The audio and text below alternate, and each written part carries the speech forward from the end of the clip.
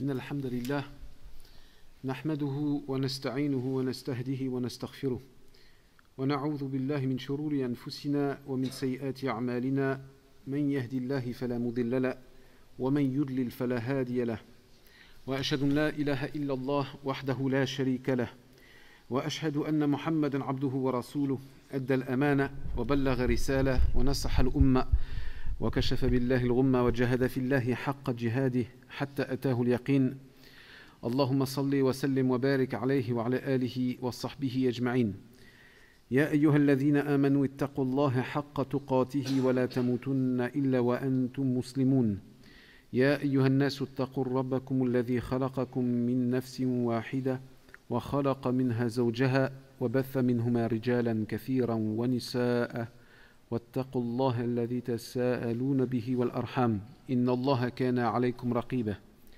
يا أيها الذين آمنوا اتقوا الله وقولوا قولا سديدا يصلح لكم أعمالكم ويغفر لكم ذنوبكم ومن يطع الله ورسوله فقد فاز فوزا عظيما اللهم ارزقنا الفوز في الدنيا والآخرة أما بعد فإن أصدق الحديث في كتاب الله عز وجل وخير الهدي هدي محمد صلى الله عليه وسلم وشر الأمور محدثاتها وكل محدثة بدعة وكل بدعة ضلالة وكل ضلالة في النار اللهم احفظنا من النار ومن يقرب إليها من قول وعمل آمين أحبتي في الله إخواني في الله أخواتي في الله أحييكم بتحية الإسلام فتحية الإسلام السلام فالسلام عليكم ورحمة الله وبركاته. Mes chers frères, mes chères sœurs, Allah Azza wa Jal, en premier lieu, je rappelle la prière nécessaire, l'invocation nécessaire sur notre prophète, sallallahu alayhi wa sallam. Nous demandons à Allah Azza wa Jal à ce qu'il nous inscrive parmi les sincères et les véridiques. Puisse Allah Azza wa Jal faire de cette assemblée une assise des jardins du paradis. Puisse Allah Azza wa Jal nous permettre d'accéder peu à peu à la piété. Puisse Allah Azza wa Jal nous pardonner nos péchés. Puisse Allah Azza wa Jal nous réunir au plus haut degré du paradis. Amin. فأولا أقدم الشكر ومن لا يشكر الناس لا يشكر الله كما قالت الحكمة ليس حديث.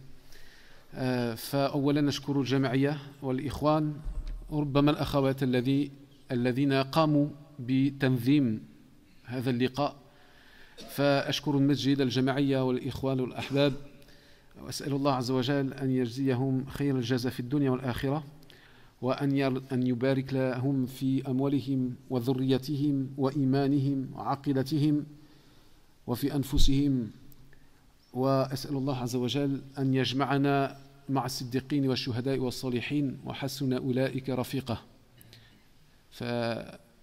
Il faut rappeler, mes chers frères et mes chères sœurs, qu'au moment où nous sommes assis, au moment où ce modeste rappel est très,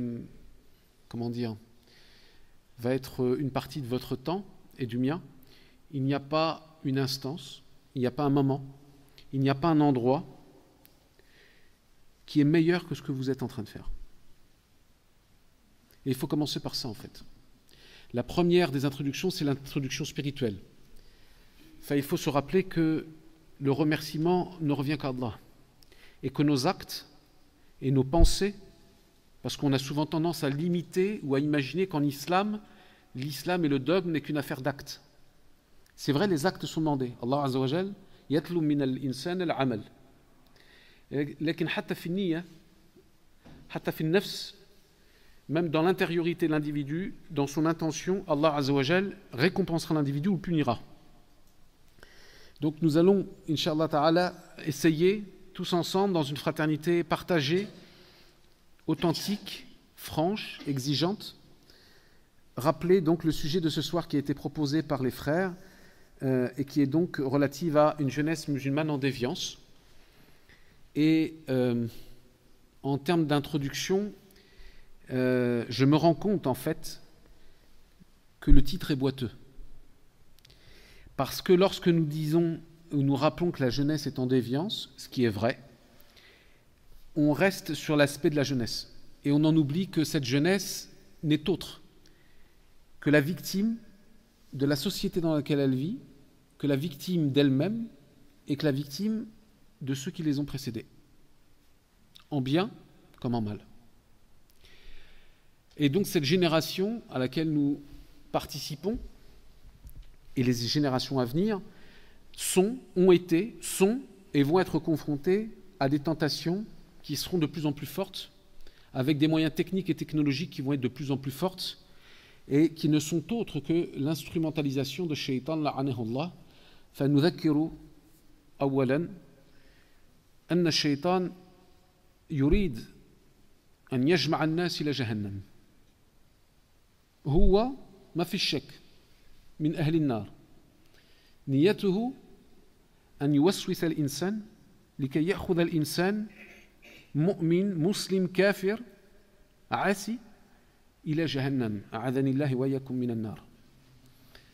فلابد أولا أن يوميا نتذكر في أنفسنا هذا الفعل.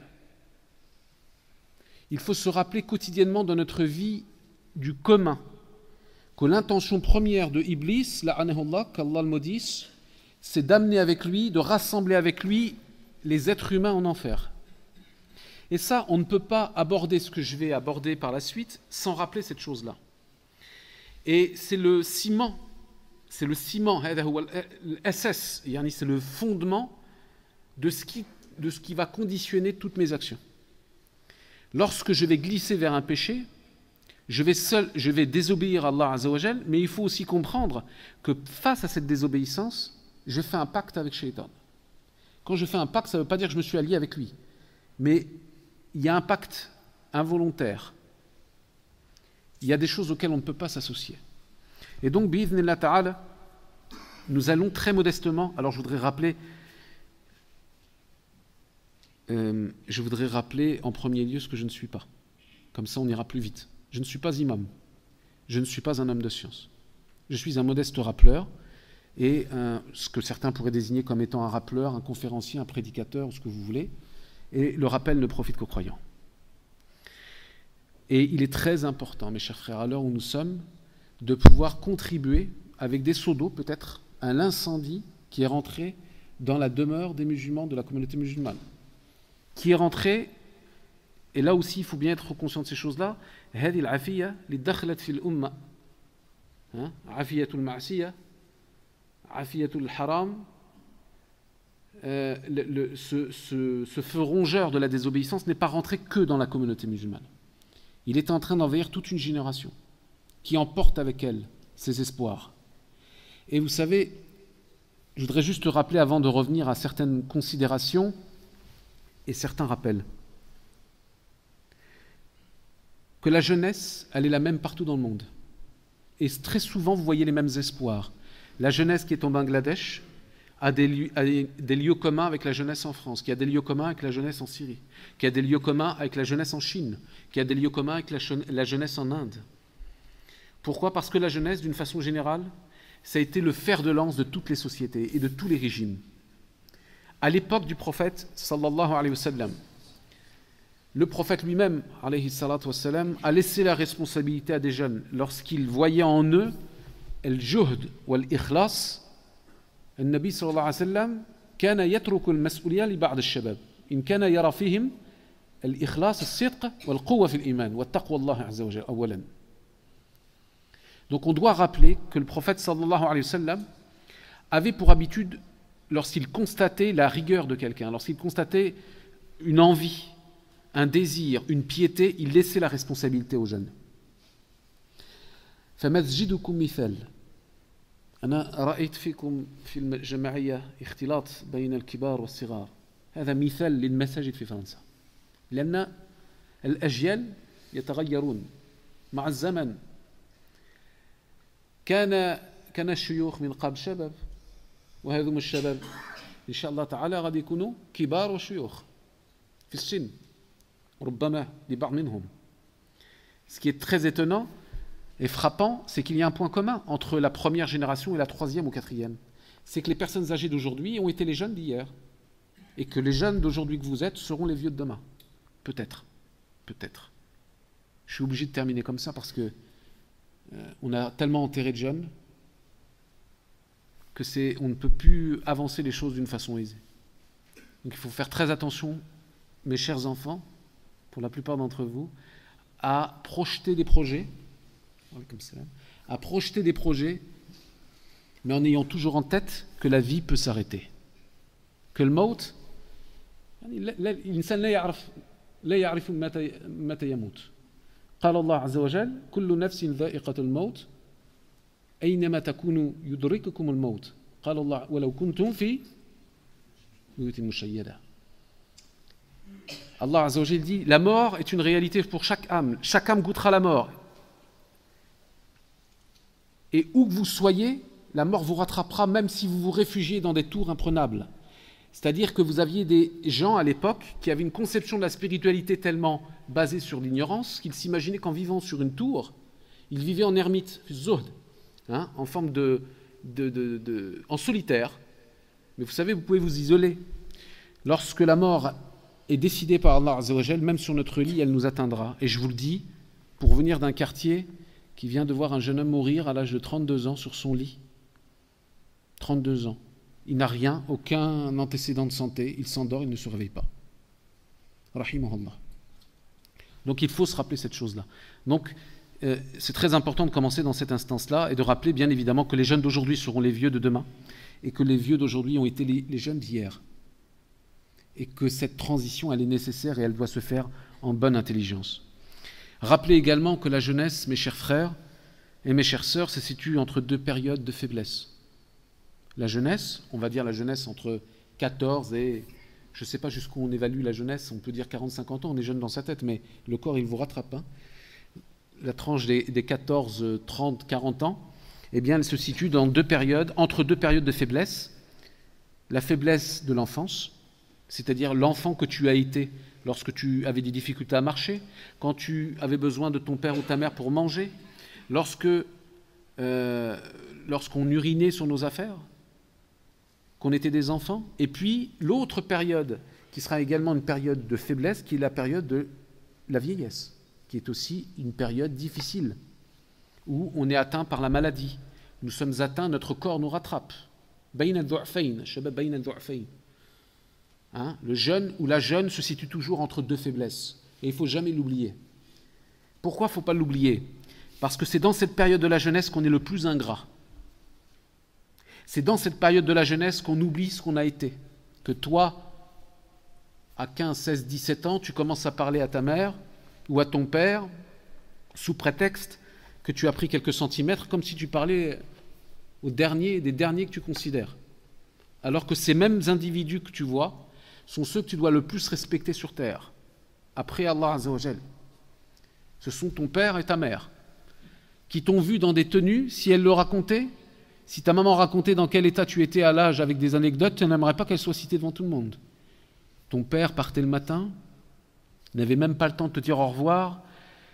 Alors parfois il était silencieux, parfois il ne parlait pas beaucoup parce qu'il revenait d'une journée de travail et que son seul objectif, c'est que le soir, tu aies quelque chose dans ton assiette. Ça, mes enfants, il faut le comprendre et il ne faut surtout pas être négligent de ces choses-là. La jeunesse est exposée quotidiennement à cette tentation de l'ingratitude. قال الله عز وجل بصفة عامة إن الإنسان لربه لكنود. Dieu dit en général, l'homme est ingrat envers son Seigneur. Cette ingratitude envers Allah se traduit malheureusement parfois envers la première catégorie d'hommes et de femmes vers laquelle je dois le respect, c'est-à-dire mon père et ma mère. Donc cette jeunesse sera fragilisée si elle ne respecte pas le minimum. Et les recommandations qui sont très importantes en ce sens, de façon à ce que le dars ne soit pas trop long, que nous puissions en tirer l'essentiel. La première des recommandations, mon cher frère, c'est bien évidemment de revenir, et ça qu'on soit jeune ou qu'on soit vieux, c'est pour pareil tout le monde, de ne jamais griller les priorités. Ne va pas faire le bien chez ton voisin qui habite à 10 km alors que tu es infect avec ton père et avec ta mère. Ça, c'est une compréhension de la religion qui est une compréhension totalement fausse.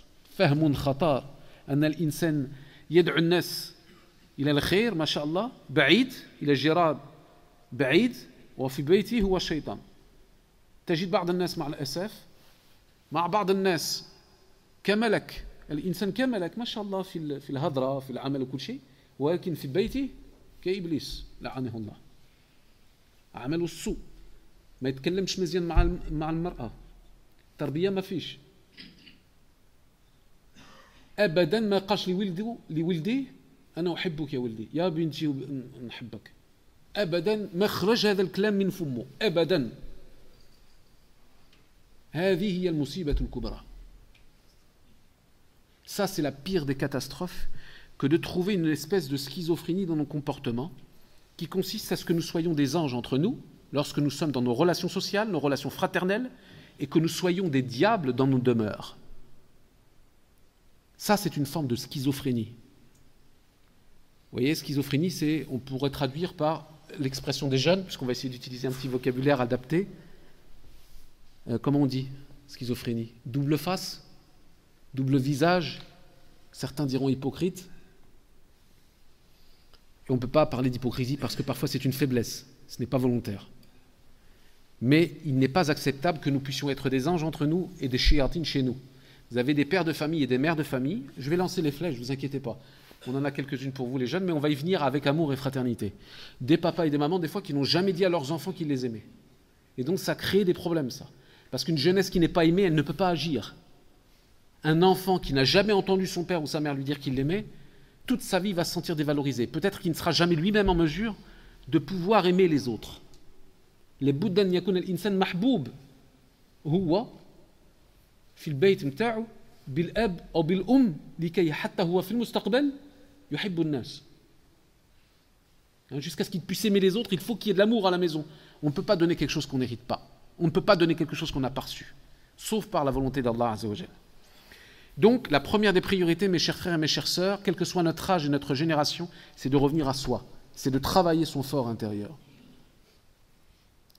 Ya ayyuha alladhina amanu ittaqullaha wal tanzur nafsun ma qaddamat lighad. Ô vous qui avez cru, craignez Allah et regardez ce que votre âme a préparé pour demain.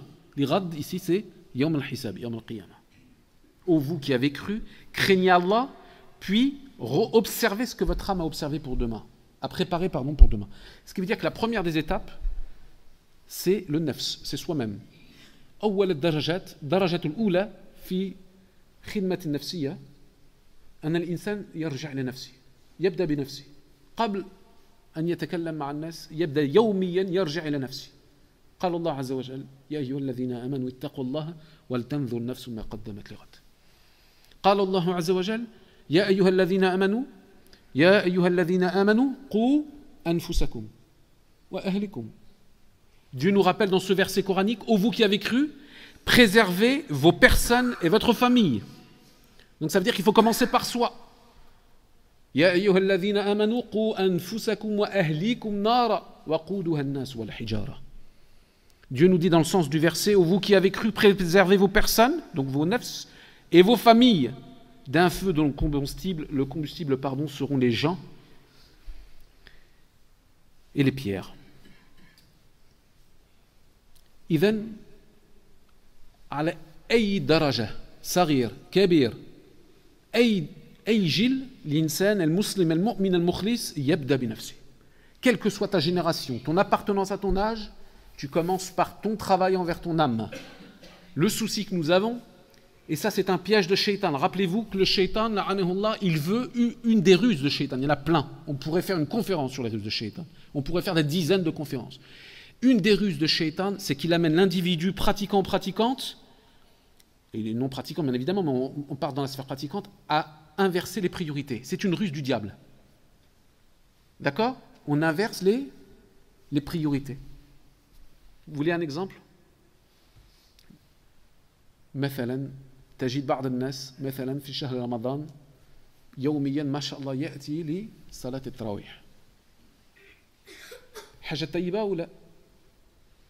الجواب نعم، حاجة طيبة ما شاء الله، فيها ثواب وأجر.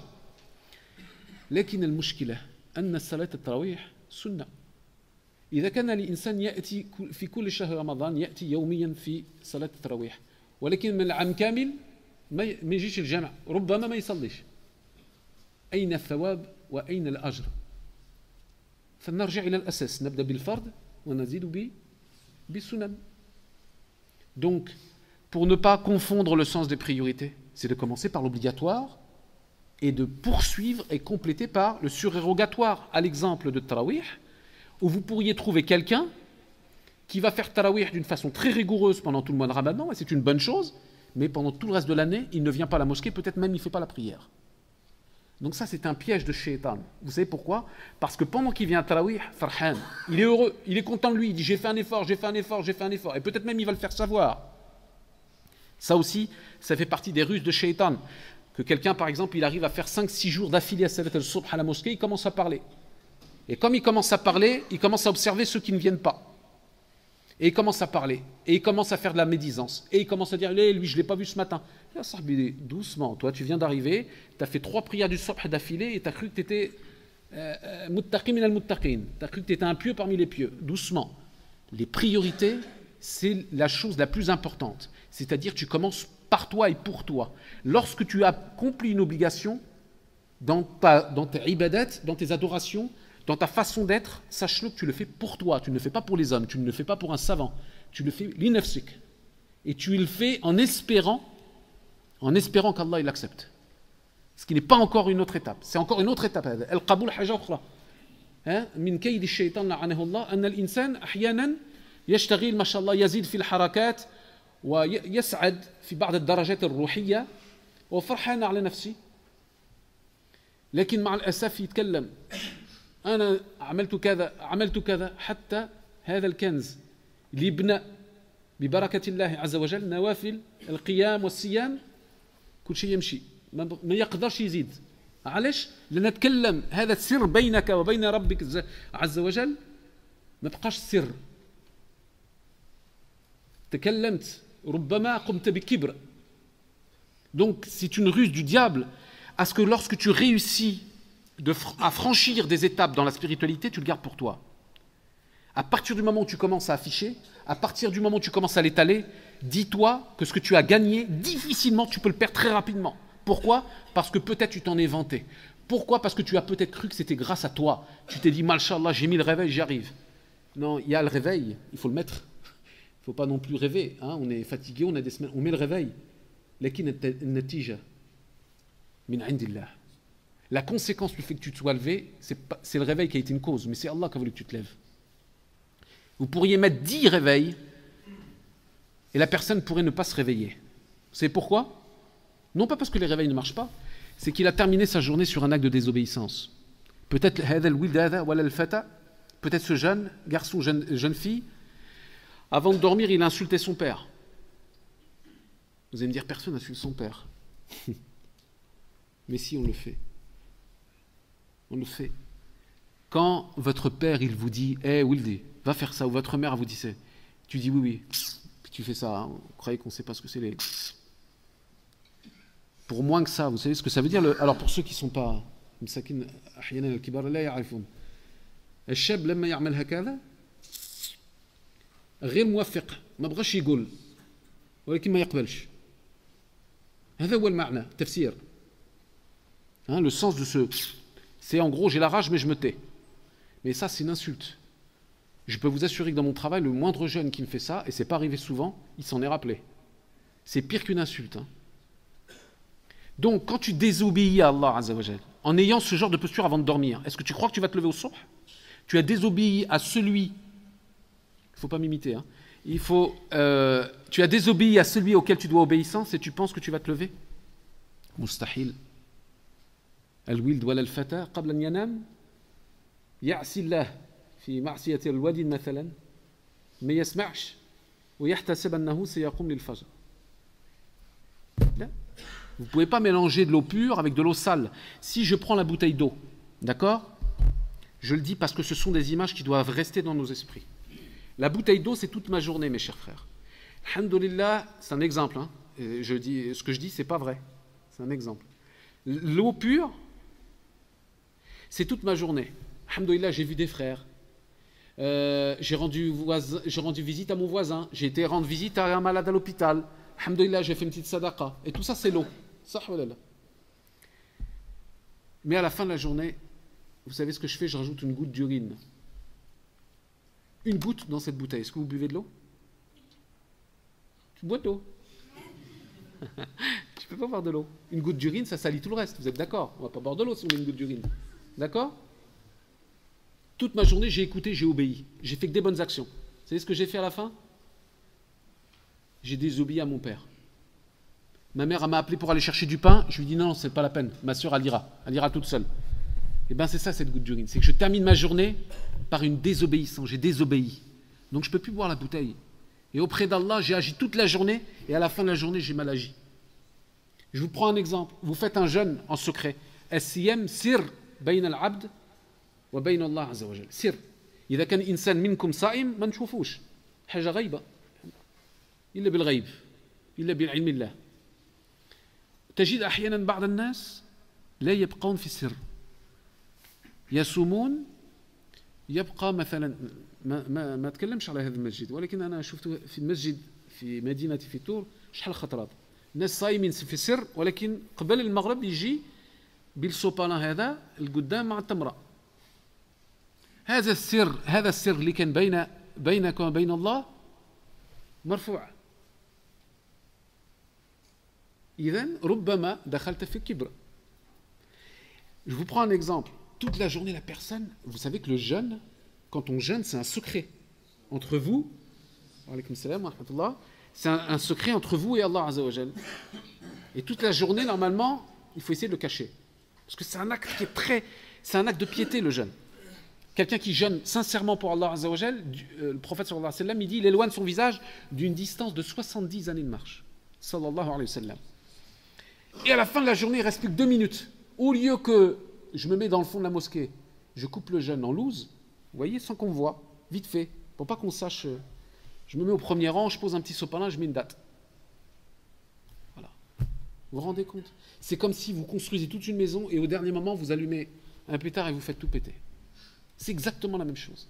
Donc la sincérité, elle est importante, mes jeunes. Il faut être extrêmement sincère dans nos actes. Je rappelle le verset Ya ayyuhalladhina amanu qu anfusakum wa ahlikum nara wa quduha an-nas wal hijara. Ô vous qui avez cru, préserver vos personnes et vos familles d'un feu dont le combustible seront les gens et les pierres. Enfin, quand je dis enfin, c'est pas la fin, mais un autre ajout qui est très important concernant la jeunesse, et je viendrai directement sur des recommandations, c'est le fait d'inviter au bien, d'inviter à la bonne exhortation, d'avoir un bon comportement. Nous allons y venir. Allah Azza wa Jal, nous en parlions tout à l'heure avec des frères, il faut être très clair sur ces questions-là. Quand on véhicule une science extrêmement précise, si par exemple, je viens vous parler du Hajj, de la façon dont on fait le pèlerinage, il faut que la personne qui vous parle, elle soit calée dans ces choses-là, qu'elle présente les khilafat, les divergences théologiques. C'est pas n'importe qui parle de ces choses-là. Et là, il faut revenir à la source du texte, etc. Quand il s'agit de choses qui sont liées à la sagesse, au bon comportement, à l'éducation, fas'al bihi khabira. Comme dit Allah Azza wa Jal, renseigne-toi auprès des gens d'information. C'est-à-dire que chaque champ de compétence, il a ses spécificités. Et qu'à partir du moment où j'ai une bonne parole, je dois la véhiculer. Ud'u ila sabili rabbika bil hikmati wal maw'izati al hasana wajadilhum billati hiya ahsan inna rabbaka huwa a'lamu biman dalla an sabilihi wa huwa a'lamu bil muhtadin. Dieu nous dit dans le verset coranique, selon le sens approximatif, invitez, par la sagesse et la bonne exhortation,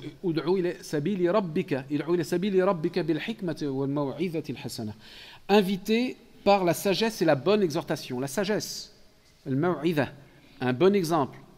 Appelez donc les gens au sentier de votre Seigneur. Nous reviendrons sur la traduction plus tard. Et ça, c'est une chose qui est très importante. Nos enfants, la jeunesse aujourd'hui, elle a besoin d'entendre. Et nous sommes aujourd'hui dans une jeunesse qui est différente de celle qui était il y a 20 ans. N'imaginez jamais que parce que vous dites 3 ou 4 fois la même chose et que votre fils ou votre fille ne le fait pas, ce n'est pas rentré dans sa tête. C'est rentré dans sa tête, croyez-moi. Après, il en fait ce qu'il en veut. Mais c'est quand même rentré, même si ça ne se concrétise pas toujours par l'action. Et vous savez pourquoi? Parce que des fois, les enfants, ils sont fiers.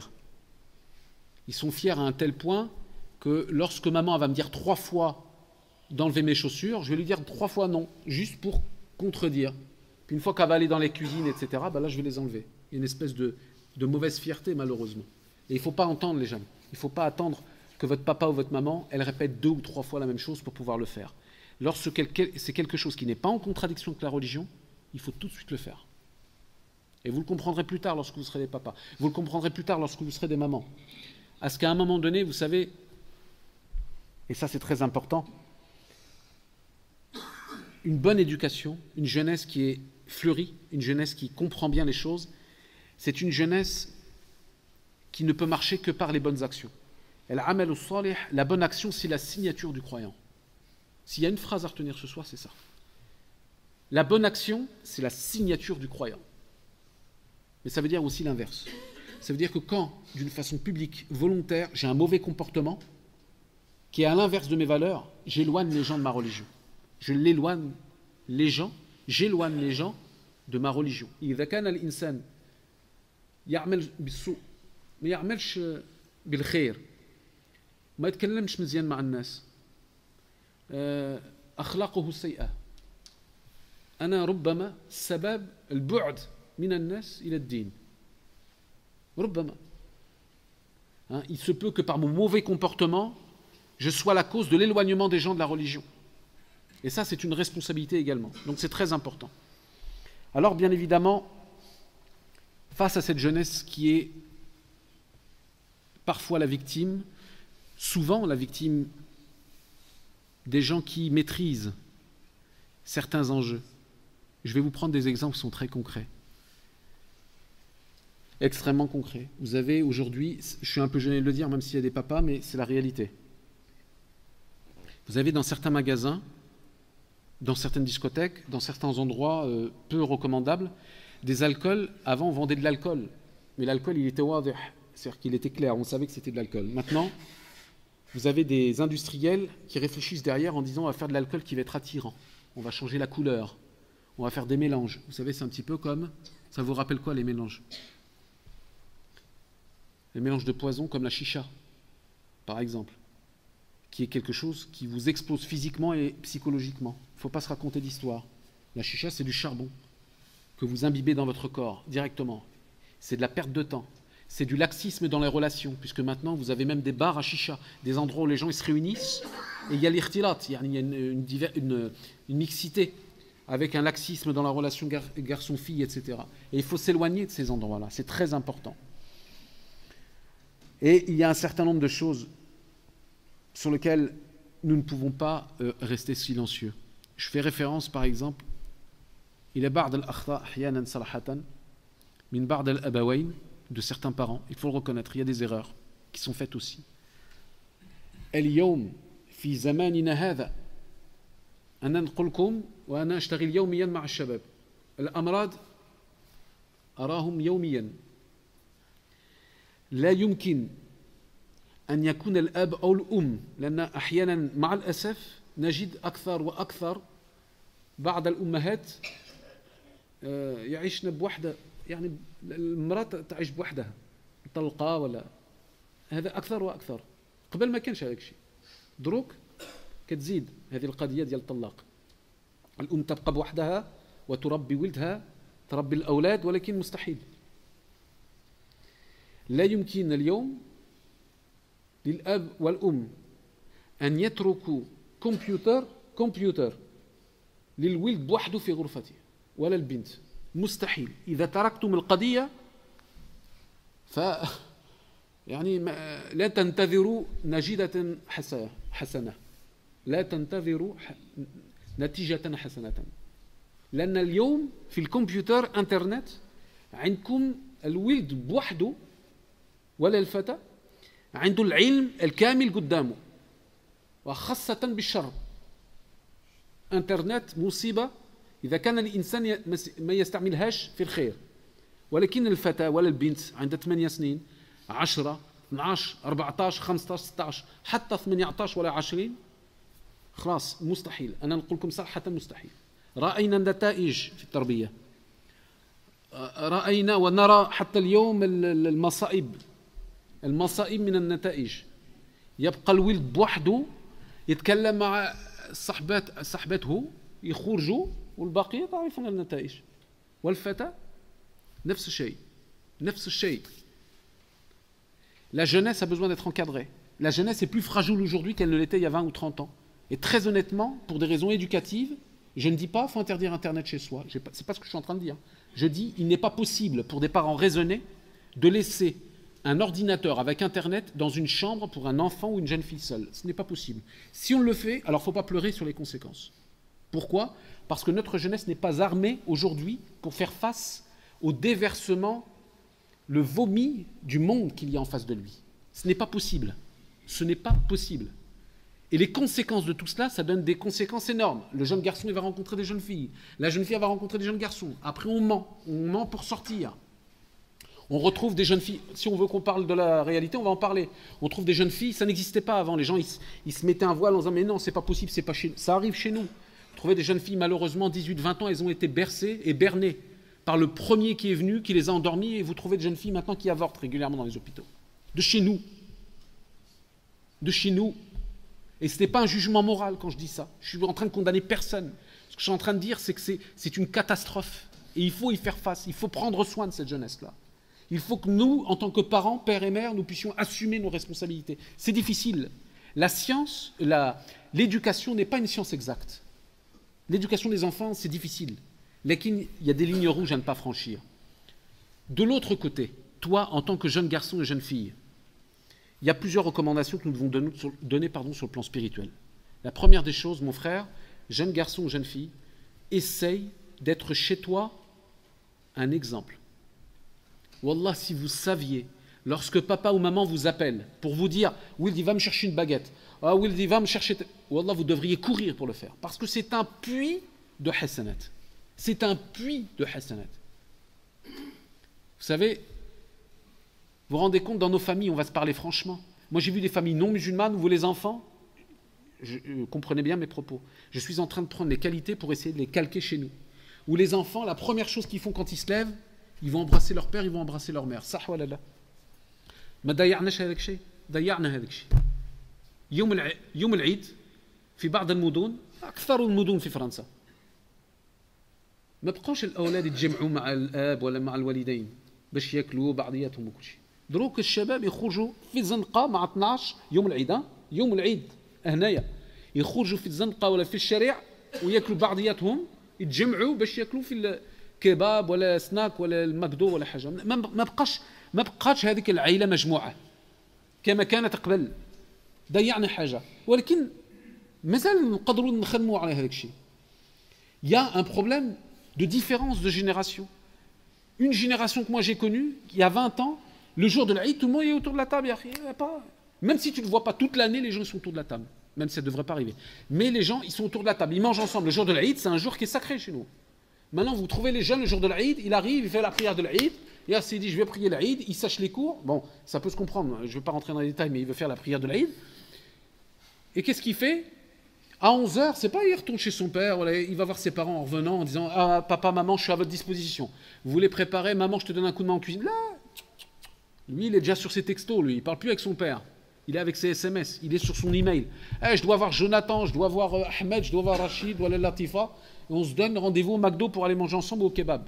Ça, voilà. Est-ce que ce n'est pas une réalité, ça ? Il faut véritablement. Il n'y a pas de mal à se réunir, il n'y a pas de mal à manger ensemble. Ce n'est pas ce que je suis en train de vous expliquer. Ce que je suis en train de vous expliquer, c'est que lorsque la famille elle est atteinte, lorsque la famille elle est divisée, c'est le début de la musiba. لما تكون العيلة متفرقة c'est بداية المصيبة. فالشاب أو شابة, donc le jeune ou la jeune, il doit être, je te recommande mon frère, ma sœur, à prendre garde, à être un exemple chez toi. À toujours être auprès, quel que soit ton âge, que tu aies 10 ans, 12, 14, 16, 8 ans, 18 ans, 20 ans, je le dis, ça peut paraître abusé.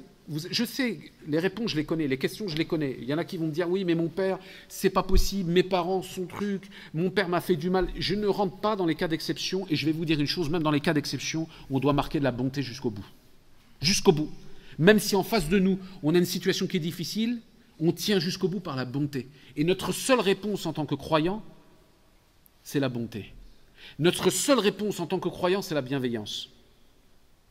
C'est notre seule réponse. On ne pourra pas s'en sortir autrement. Vous ne pouvez pas mettre l'erreur d'un père au même niveau, sauf si ça atteint des degrés dont je ne vais pas parler. Nous pourrions en parler, mais voilà. Il faut être bienveillant envers ses parents ou envers son père ou envers sa mère. J'ai parfois des réponses, des questions qui arrivent de jeunes frères, de jeunes sœurs, qui disent « Ouais, mais mon père, il m'a fait telle chose, ça a été très compliqué, etc. » Eh bien, si tu n'arrives pas à le regarder en face parce que c'est trop compliqué la situation, au minimum, tu fais de dua pour lui. Au minimum. Ça, c'est le minimum exigé par la foi. C'est que tu fais dua pour ton père ou ta mère, qu'il soit opprimé ou oppresseur, même s'il a ses défauts. Tu fais dua pour lui. Peut-être Allah Azza wa Jalla peut changer les choses. Et la dua, c'est ça. La dua, c'est une ibada, c'est une adoration qui te permet de demander à Allah Azza wa Jalla que les choses changent. Donc, mon frère, ma soeur, quel que soit ton âge, déjà, accroche-toi à ta famille. Parce que c'est ta première société. Ça, c'est très important. Resserre les liens de famille. Lorsque tu vois ton frère et ta soeur qui sont en train de se disputer, tu les réconcilies. Lorsque tu vois que ton frère, il s'est pris la tête avec maman, tu vas voir ton frère, tu dis, ça va pas la tête ou quoi? Oh, c'est maman là. Tu dois te réconcilier. Tu peux pas dormir sans lui faire un bisou. Tu peux pas dormir sans lui demander pardon. C'est pas possible, ça. Et ça, il faut on arrive à se le dire. Vous trouvez des fois des familles où le frère et la sœur, ils se parlent pas. Même kibar. أحيانا مع الأسف نجد بعض الناس ما بقوش يتكلموا بيناتهم في نفس العائلة، ما بقوش يتكلموا بينهم لسبب الأرض. الأرض اللي شريت في البلاد ولا بيع في البلاد، الفلوس، المادة، كل شيء هذا مشكلة. فأصلحوا بين أخويكم إنما المؤمنون إخوة فأصلحوا بين أخويكم. Certes, les croyants sont des frères, alors soyez des facteurs de réconciliation entre les gens. Vous trouvez des gens qui ne se parlent plus dans la même famille, parfois pour des raisons futiles.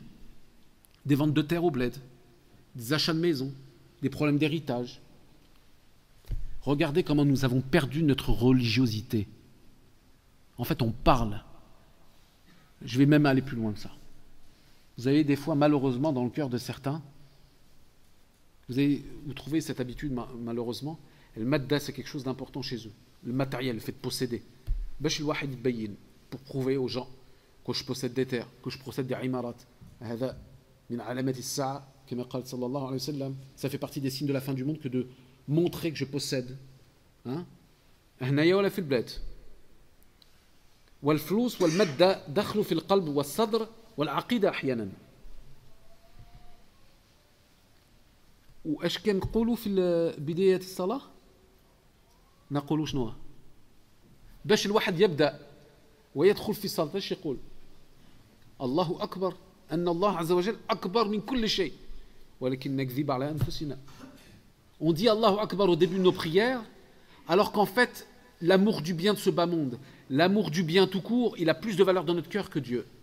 Et quand on commence la prière, on dit Allahu Akbar, qui est une forme de notre mensonge et de notre contradiction. Ça ne veut pas dire que nous ne sommes des menteurs pour l'éternité. Ça veut dire que nous devons travailler sur notre rapport à ça. Il y a des choses qu'il faut changer. Il reste combien de temps, mes frères, avant l'Aïcha? Hafidhakumullah. 5, 10 minutes 5 1 heure. À une demi-heure. Vous voyez, le monde musulman, il est à cette image. J'ai entendu 25, 15 et vas-y, allez-y, qui dit mieux? Regardez bien. Inch'Allah, on va faire le loi Santiyya. J'ai entendu 25 et 15. On va faire 20. On est dans le juste milieu, Inch'Allah. Allah hafadna wa jma'na, Inch'Allah. 54. Barakallahu fik, akhi. Barakallahu fik. 24 minutes. Il les littéralisent même pas. Allahumma wahidna ya Rabb. Donc mes chers frères, il faut rester dans nos familles. Il ne faut pas partir. Parce que nos familles, c'est la source de notre bien-être. Et ça peut être aussi la source de notre malheur. Si nous n'avons pas un bon comportement envers nos parents et envers nos enfants, nous allons payer tôt ou tard. Il faut rendre visite à la famille. Je commence par la famille parce que c'est la première des sources, c'est la première des proximités que je dois avoir. Si par exemple mon père, il est en conflit avec mon oncle, qu'est-ce que je dois faire? Est-ce que je dois partager la colère de mon père et passer des heures dans la médisance en famille le soir en disant oui c'est vrai ton frère, t'as vu ce qu'il a fait Fitbed, il est resté dans la maison, on lui a passé les clés, il est resté dedans. Vous savez, on connaît tout ça, hein. Croyez-moi, en 25 ans on en a vu des discussions, des situations Fitbed où on passe la clé au frère et puis finalement il est resté dans la maison, il n'a pas rendu les clés et ça passe des soirées. Hein, ça fait rire parce que je pense que ça touche des réalités. Eh oui. Et on passe du temps et on perd notre temps. Toi, tu es au milieu de tout ça. Ton père ou ta mère s'est disputé avec son frère à cause de ça. Qu'est-ce que tu fais en tant qu'enfant d'une famille musulman et croyant? Eh bien, tu essaies d'être une cause de la réconciliation. Si tu n'y arrives pas, Allah Azza wa Jal ما يطلبش منك النتيجة يطلب منك الجهد الاجتهاد. Dieu ne te demande pas le résultat quand tu vas essayer de rassembler. Toi, tu as fait un effort pour le réconcilier, tu n'as pas réussi. عند الله عز وجل, tu as ton ajr, tu as des hasanat. Mais tu ne vas pas être celui qui va mettre de l'huile sur le feu. Vous voyez ce que je veux dire? Donc ça, c'est très important. Donc soyez, les jeunes filles également, les jeunes filles aussi, c'est très important. Il y a une telle proximité parfois entre les filles et les mamans que des fois le respect, il ne reste pas. Il n'y a plus de hiérarchie. Vous avez des mamans, leurs filles, elles leur parlent comme si c'était des copines. C'est pas possible ça. C'est celle qui t'a mis au monde. C'est celle qui t'a mis au monde, subhanallah. Ça n'a pas de valeur. C'est une valeur qui est azim. Wahn. Hein? Allah Azza wa Jalla utilise douleur après douleur. Douleur après douleur, elle t'a mis au monde. Et quand toute la terre t'en voudra, même ton père, il y en aura toujours une qui te portera dans son cœur. Alors ça, il ne faut jamais l'oublier. Il ne faut jamais l'oublier. Si ta mère est vivante, alors agis en bien tout de suite et maintenant, ce soir, avec elle. Si elle est décédée, alors tu fais de dua pour elle. Ton père, c'est pareil. Le psychisme du papa, ce n'est pas celui de la maman, parce qu'il y a c'est pas toujours facile, c'est pas toujours évident. Mais nous rappelons au papa aussi qu'ils doivent épauler leurs épouses dans l'éducation. Ils doivent les épauler. L'éducation n'est pas la seule responsabilité de la femme. L'éducation, vous savez, c'est pas le père, il est content. Je vous prends un exemple. Ça, شحال خطر سمعنا هذاك الشيء. لما الولد يربح ولا البنت تنجح في الدراسة ايش كنقولوا احنا؟ بنتي ولدي نجح في الدراسة، صح ولا لا؟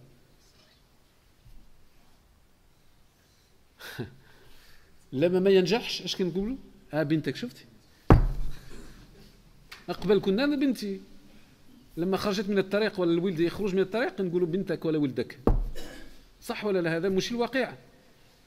Hein, la réalité de notre vie quotidienne, c'est quoi? C'est que des fois, il y a des papas, quand leur fille ou leur fils, c'est pareil pour les mamans d'ailleurs, quand le fils il a le bac, on dit ah mon fils a le bac. D'ailleurs, on est très content quand il a le bac, sachant que c'est bien d'avoir le bac, hein, c'est très bien.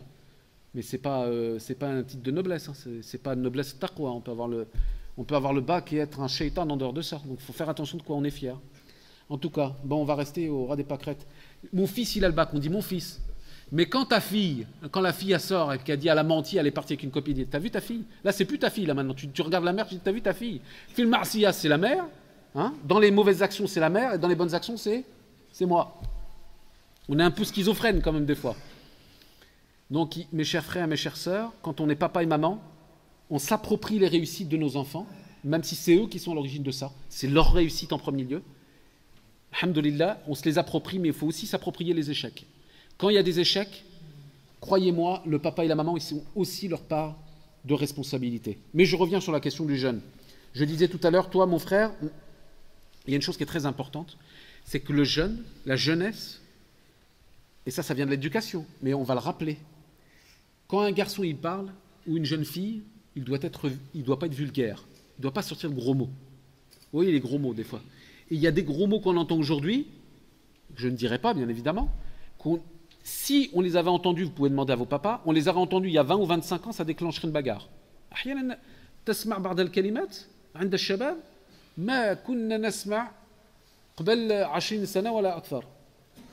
كان مستحيل. دروك حاجة عادية. Maintenant, on insulte nos papas, on insulte nos mamans. Il y a des noms de pain qui sortent très facilement. Bref, la vulgarité, le fait d'être vulgaire, ce n'est pas bon. Il faut faire très attention à ça, les jeunes. Je parle pour les garçons comme pour les jeunes filles qui, malheureusement, ne sont pas exclues, malheureusement, de cette tentation de la vulgarité. J'ai parlé tout à l'heure de la maman. Il faut être patient aussi et partager des actions avec le papa. Il faut venir en aide au papa. C'est très important. Parce qu'aujourd'hui, vous avez beaucoup d'enfants qui sont devenus des adultes et qui regrettent le temps qu'ils n'ont pas passé avec leur papa. Je vais vous dire une petite anecdote. Il y a une... Subhanallah, c'était au Pontet. Cette question m'est restée dans la tête jusqu'à maintenant. Et je vous jure, à chaque fois que j'y pense, ça me fait mal au cœur. Et je peux le dire publiquement parce que la question m'a été posée en public. Mais c'est pour vous dire le psychisme, jusqu'où ça va. Vous êtes en train de vous construire comme des enfants, et votre psychisme, là, à 10, 12, 14 ans, c'est ce qui va contribuer à être votre personnalité dans quelques années. Vous allez voir. Une jeune fille, une jeune sœur écrit un mot en disant « En fait, je suis perpétuellement en train de vouloir séduire les gens. Quand j'essaie d'être dans une relation quelle qu'elle soit, j'ai toujours besoin de séduire. » Moi, j'ai été étonné quand j'ai lu la question parce que j'ai dit « Subhanallah, cette personne-là, elle est transparente comme de l'eau. » Des fois, on fait voir des choses, on fait croire des choses, mais quand les gens ils sont sincères, juste le fait de poser leurs questions, ça vous rend humble. Ça vous rend humble. Et cette sœur, elle dit, voilà, je suis perpétuellement dans une posture de séduction, je veux toujours séduire, et elle dit, je crois, faites dua pour moi, elle dit, faites dua pour moi, et elle dit, je crois que ça vient de l'absence de mon père. Et en fait, elle a mis le point là où c'était vrai. Elle a mis le point là où c'était vrai. Et notre absence, il faut faire très attention à ce que les papas soient présents. Que les mamans remplissent également leur rôle. Que lorsqu'il y a un khilaf bayna al-um wal-ab, qu'il y a une divergence entre le papa et la maman, ça ne se règle pas devant les enfants. Parce qu'autrement, les enfants ils vont reproduire ça plus tard lorsqu'ils vont être des adultes. Le jeune que tu es et que tu vas devenir doit se construire. Et se construire dans sa tête, c'est quoi? Il y a plusieurs conseils. Faites attention à vos fréquentations. Ya shabab, ihdharu. Faites attention à vos fréquentations. Vous êtes à l'image de vos fréquentations. Kama qala sallallahu alayhi wa sallam. Vous êtes à l'image de vos fréquentations. Si vous ne fréquentez que des gens qui aiment désobéir à Allah, alors vous allez être comme eux. Ça ne veut pas dire que vous les rejetez avec force et avec méchanceté. Vous vous éloignez, vous invoquez pour eux. Vous vous éloignez et vous invoquez pour eux. Mais vous ne pouvez pas rester avec eux. Quelqu'un qui va vous emmener tous les soirs à aller en discothèque, vous ne pouvez pas l'écouter. Celui qui va vous voir et qui va vous dire hey, viens, on va aller au bar à chicha, on va prendre du temps. Non, khas mon frère. Moi je suis faible, s'il te plaît, Allah ikramak, évite d'y aller, mais moi je ne peux pas y aller. Donc à un moment donné, vous savez ce que c'est la mauvaise fréquentation? Le prophète sallallahu alayhi wa sallam, il a dit c'est comme quelqu'un qui passe à côté de vous et qui a une odeur de. Comment? Je ne trouve plus mes mots. Naam? Oui, je cherche le mot en français. Comme une mauvaise odeur de fagot de bois, vous voyez? Il porte en lui une odeur de fagot de bois. C'est-à-dire quand vous le croisez, c'est comme si, en gros, hein, il a fait un barbecue, vous croisez quelqu'un qui a fait un barbecue, vous sentez qu'il y a une odeur sur lui. C'est une odeur plus mauvaise que cela. Donc la mauvaise fréquentation, c'est ça. C'est-à-dire que même quand il va partir, vous l'avez tellement fréquenté dans le mal, dans la désobéissance, que même lorsqu'il part, il reste quelque chose en vous de lui.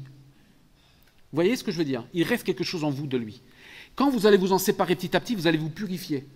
Et donc, vous allez faire attention à vos fréquentations. Et celui qui vous amène au bien et à la piété, ce n'est pas celui qui va vous faire rire, parfois. C'est celui qui vous fera pleurer. Ce n'est pas celui qui va toujours vous faire plaisir. C'est celui qui va remuer en vous quelque chose de pas très agréable. Quand il va dire, vas-y Ahmed, allez, viens avec moi. Allez, viens, on va faire le rasal à la mosquée. Tu n'as pas envie, en fait, d'y aller. Toi, tu as envie d'aller en ville, tu vois. Tu as envie d'aller faire autre chose. Mais tu sais qu'au fond de toi-même, c'est un bien. Tu sais que ce frère-là, il est devant toi. Et que si tu as donné ce conseil-là, c'est que tu en as besoin. Et c'est Allah Azza wa Jalla qui l'envoie. Donc des fois, il faut systématiquement faire le ménage dans ses fréquentations. Et je répète, nous sommes à l'image des gens que nous fréquentons. Quand on est pratiquant, mais à l'intérieur de la phrase pratiquante, même là, c'est important. Même vous pouvez trouver quelqu'un qui prie tous les jours, s'il passe toute la journée à parler sur les gens, soit vous le réformez, vous lui dites écoute, taqillah ya akhi, ça sert à rien de parler sur les gens toute la journée, ou soit vous vous éloignez, vous êtes obligé de vous éloigner de ce qui est nocif à votre foi. L'insan yab'ad min su'i suhbah. Suhbat as-su'. Suhbat as-sayyi'ah. Donc l'individu croyant doit s'éloigner d'une compagnie qui lui est néfaste pour sa foi. Ça c'est très important. Si tu rentres dans un endroit où il n'y a que des odeurs d'ordures, tu ressortiras avec une odeur d'ordure, même si 2 jours plus tard tu remets le même vêtement, tu sentiras encore. Quand tu rentres dans une parfumerie, bien tu ressors, tu as un mélange de parfums. Et le croyant, il s'enrichit de la variété des parfums qui viennent le voir. Il y a un frère, il vient me voir, il a cette spécificité-là, chaque fois qu'il vient me voir, il vient me sourire. Et ça me fait du bien. Il y a un autre frère, à chaque fois qu'il vient me voir, il a telle ou telle qualité. Il y a un autre frère, à chaque fois me dit, tiens, est-ce que ton fils il a besoin de soutien scolaire? Bref, quelles que soient les aides, c'est ça, c'est une compagnie positive qui va faire de toi un bon croyant. Ça, c'est la première des recommandations. Les fréquentations. Le deuxième point qui est très important, c'est bien évidemment de faire attention au cœur. Là, je fais vite, parce que je suis dans la conclusion. El-qalb, ala wa hiya mudgha, idha salahat, salaha al-jasad kulluh, kama qala sallallahu alayhi wa sallam. Il y a dans le corps un morceau de chair. Même mudra, on ne peut pas le traduire. Tarjama ma fiche, tarjama mina. El-mudra, c'est un morceau de viande, voyez. Mais Allah Azza wa Jalla, le prophète sallallahu alayhi wa sallam, pardon, il a minimisé ce mot-là pour lui donner une grande valeur après. Ala wa hiya al-qalb. Et ce morceau de viande, c'est le cœur. C'est le cœur. Et si le cœur il est bon, il va emmener tout le reste avec lui. C'est-à-dire ton corps il va être bon, ton cœur il va voir les gens d'une autre façon. Même une petite épreuve, tu vas savoir l'affronter. Tu sais pourquoi? Parce que ton cœur il est limpide, il est rempli de foi. Et si ton cœur il est mauvais, il va tout rendre mauvais, même les choses qui sont bonnes. Ce cœur-là, il a besoin de quelque chose qui est très important. Il a besoin de quelque chose qui est très important. C'est le fait d'aimer faire le bien. C'est le fait d'aimer faire le bien. Et le cœur, c'est quelque chose qui doit être entretenu. C'est le fait d'être dans une possibilité de pardonner aisément. C'est le fait, mes chers frères, de rappeler que le cœur, c'est un récipient, c'est une bouteille. D'accord? Le cœur, c'est une qala'a. C'est une bouteille. Ce que tu vas lui donner à boire, ça va avoir des effets sur ta foi. D'accord? Si je prends de l'eau propre, je ne serai pas malade. Si je bois de l'eau sale, je vais tomber malade. Le cœur, s'il a des bonnes choses, il va me pousser à faire plein de bonnes choses. S'il est malade, il va me remplir de choses qui sont mauvaises.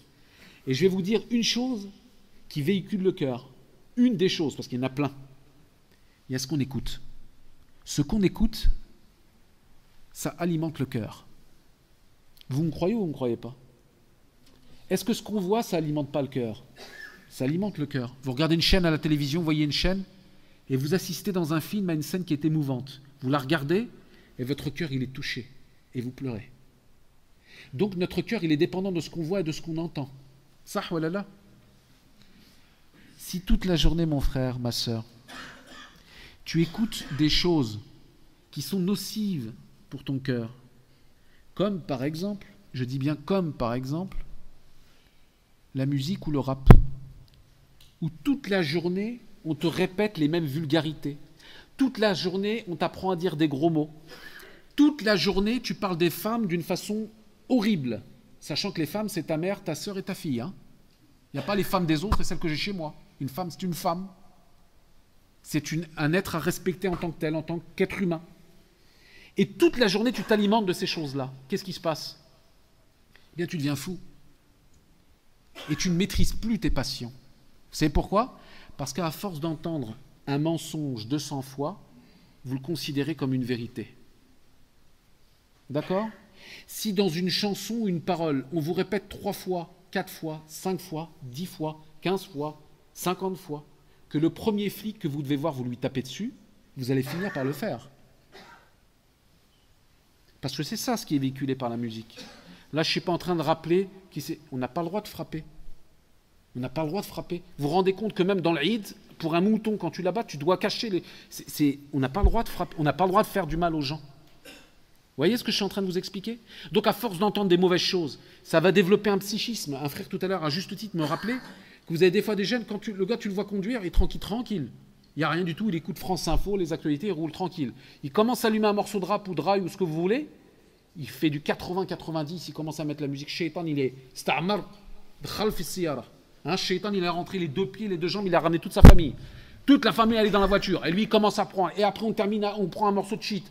Et on continue à faire du 100-120. J'ai les flics dans le rétroviseur. Yallah, je vais leur en mettre plein la tête. Monte, allez, viens, on va les mettre. Et ça continue comme ça. Ça zide. Et combien de jeunes on a vu mourir comme ça? Combien de jeunes avons-nous avons-nous vu de nos propres yeux laisser leur vie dans ces circonstances-là? Pourquoi? Pour quelques secondes de passion, entre guillemets, des passions qui sont néfastes. Donc, mes chers frères et mes chères sœurs, prenez garde à ce que vous écoutez, parce que ce que vous écoutez et ce que vous voyez véhicule votre cœur, véhicule ce qui va être le contenant de votre cœur, et donc va soit augmenter votre foi, ou soit la baisser. Si, à force de fréquenter X, vous entendez de cette même personne que Rachid, je prends un nom au hasard, c'est une personne pas bonne.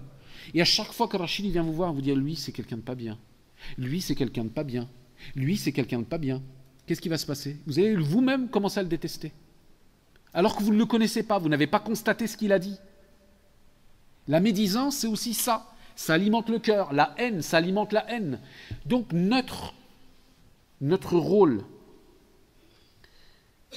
c'est 54, excusez-moi, 54. Notre rôle en tant que rappeleur, c'est de rappeler qu'il faut prendre garde à ce qu'on écoute et ce qu'on voit. Ce que tu écoutes, si tu sens que ça a un mauvais effet sur toi, et croyez-moi, la musique que je viens de vous décrire en a, je mets en garde et je mets au défi qui que ce soit d'entre vous de me faire croire que la musique actuelle est comment dire, bénéfique à la fois. C'est pas vrai. Ce n'est pas vrai. Ce n'est pas vrai. Elle incite au péché, ma'siya. Ça banalise le haram. C'est-à-dire que même ce que tu n'acceptes pas dans tes principes, quand tu écoutes dans ton MP3, tu commences à écouter, tu dis ah oui, finalement c'est pas mal. Ça, c'est une chose qui est très importante à rappeler. Très importante à rappeler. Le deuxième point, concernant cette jeunesse, qui est très important, c'est que quel que soit l'âge que tu as, il faut que tu aies un projet. Le vide, yastafid li shaitan. Le vide, d'une façon générale, il profite au diable.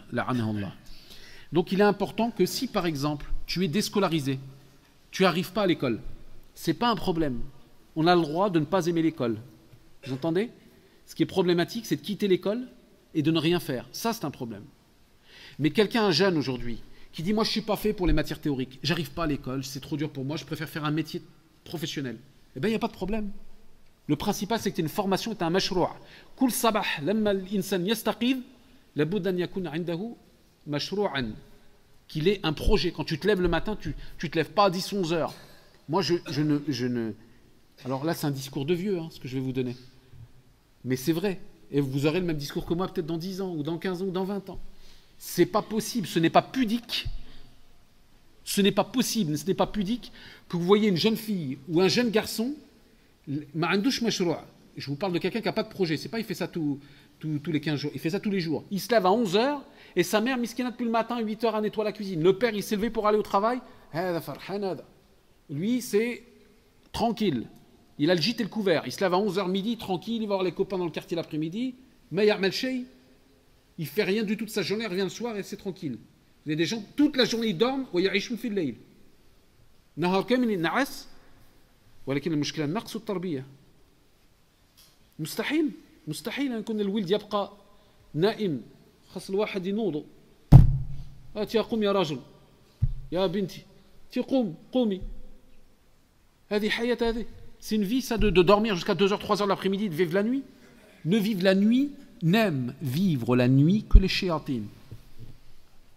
Je vous le dis en tout amour et fraternité, n'aime vivre la nuit que les shayatin, que les diables. La nuit, c'est un endroit dans lequel les gens se réfugient dans leur demeure.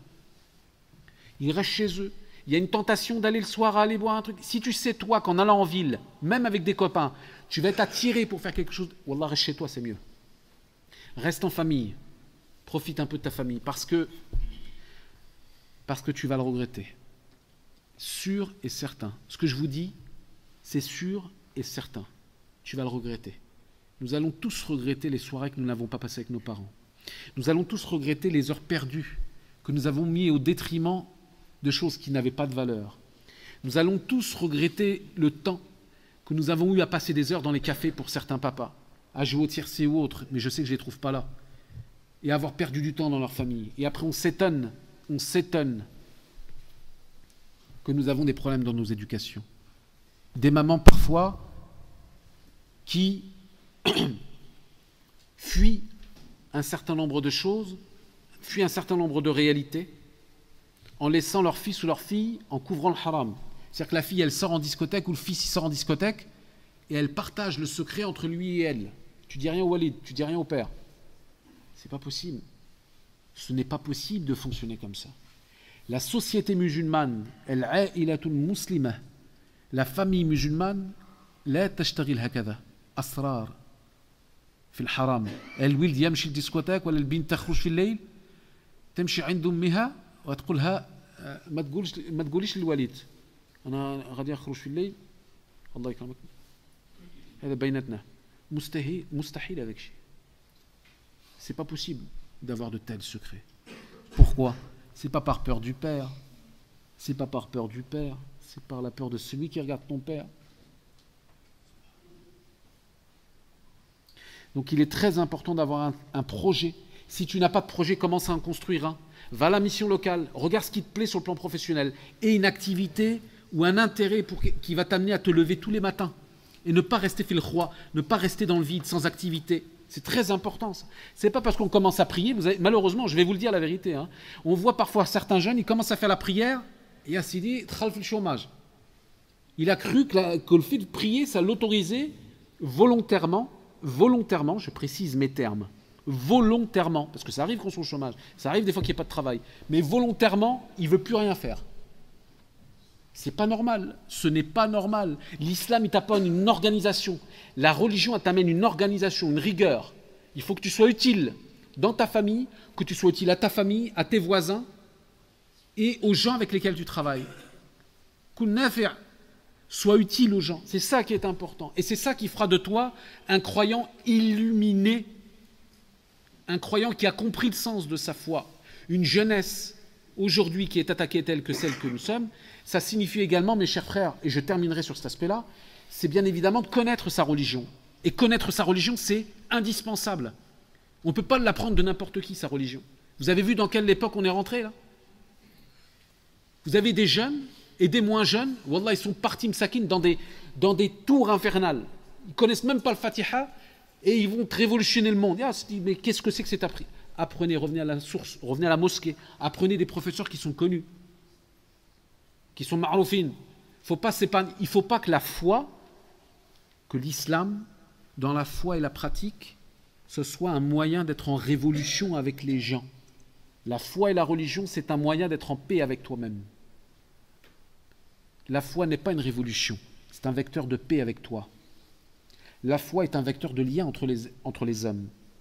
La foi est un vecteur de solidarité des uns vers les autres, au sein de la communauté et en dehors de la communauté. Et c'est en ce sens que lorsque nous tendrons vers ces valeurs humanistes et ces valeurs de foi qui sont indispensables, de sortir de cette oisiveté, qu'on va avoir affaire à une jeunesse qui sera forte, qui sera responsable et qui sera respectable et respectée. Mais tous les petits poisons que je vous ai décrits, tels que la musique, les mauvaises fréquentations, l'oisiveté, c'est-à-dire le fait d'être feignant, etc., il faut arrêter ces choses-là. Et le dernier point, parce que je ne veux pas vous quitter sans en parler, vous avez des substances que certains d'entre vous consomment, le cannabis, entre autres, la chicha, etc. Je ne partirai pas sans le dire. Une consommation de cannabis, personne ne vous fera croire, enfin moi ne me fera croire que ça peut être utile, que ça détend les gens. Si tu veux te détendre, mon frère, tu fais du dhikr, tu réfléchis, tu médites, tu marches. La marche, c'est bien aussi pour se détendre. Ce que je veux vous dire par là, c'est que le cannabis, par exemple, qui est la plus petite des drogues, je ne parle pas du reste, je parle du minimum, elle va vous amener à ne plus avoir le contrôle de vous-même. Vous allez avoir des excès de rire, vous allez devenir feignant, paranoïaque et schizophrène. Paranoïaque et schizophrène. Vous ne serez plus le même homme, ni la même femme. Si vous avez des souffrances en vous qui ne s'apaisent que par cela, décrochez petit à petit, faites-vous soigner.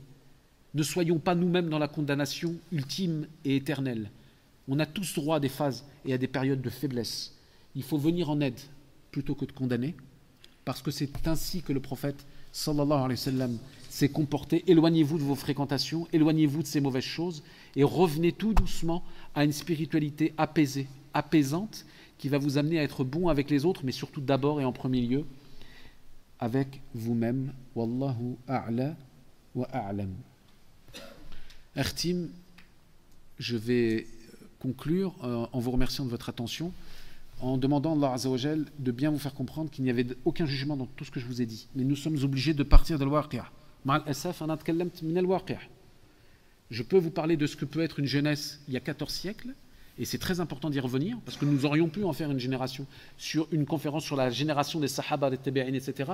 Mais aujourd'hui, un peu l'urgence, c'est aussi de parler de la jeunesse actuelle et tout de suite, avec les maladies et les fléaux que celle-ci connaît.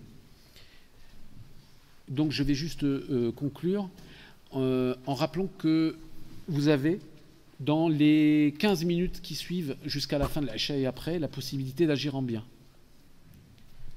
Et Allah sait parmi vous qui va le faire. Vous vous rendez compte, c'est ça l'islam. Allah Azza wa Jal, il sait parmi vous qui va le faire. Il y a une association qui s'appelle Information Culte Musulman. Information Culte Musulman. ICM.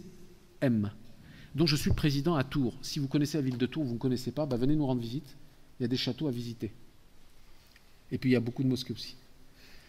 Cette association, elle travaille sur plusieurs champs. Je me dépêche. Les frères, ils ont envoyé des messages sur le champ de la da'wa, les conférences, l'organisation de séminaires, de doros, de résolution de problèmes familiaux.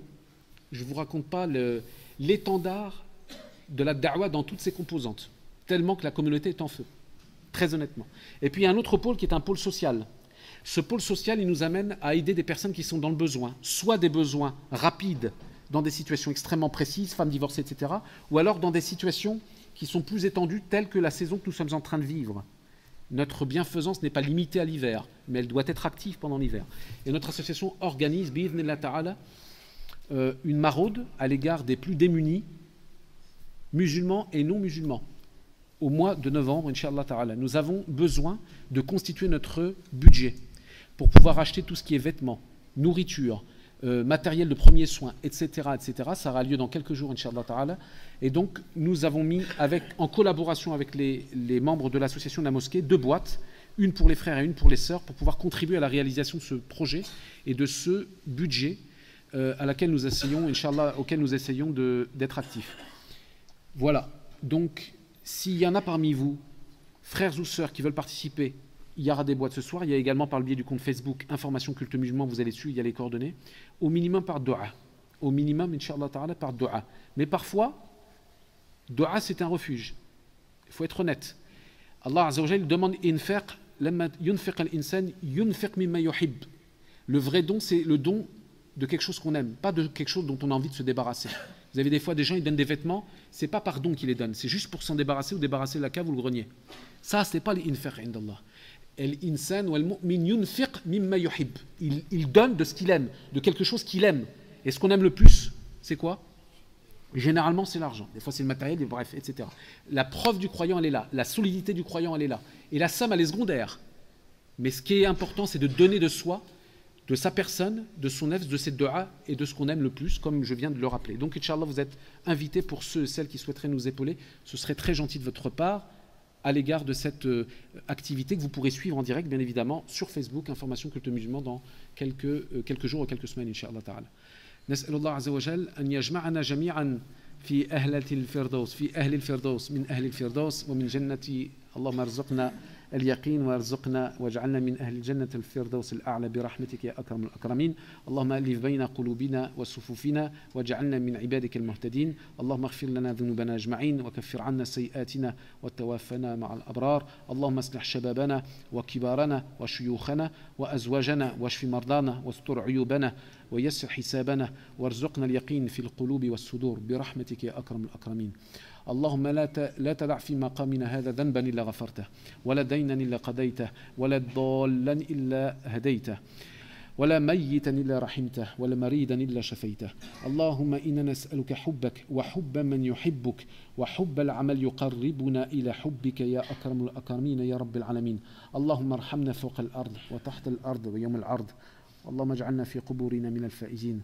وارحمنا وأنت خير الراحمين برحمتك استغيث عليك توكلنا وإليك أنبنا وإليك المصير ربنا لا تؤاخذنا إن نسينا أو أخطأنا ربنا ولا تحمل علينا إصرا ربنا ولا تحمل إصرا كما حملته على الذين من قبلنا ربنا ولا تحملنا ما لا طاقة لنا به واعف عنا واغفر لنا وارحمنا أنت مولانا فانصرنا على القوم الكافرين برحمتك يا أكرم الأكرمين.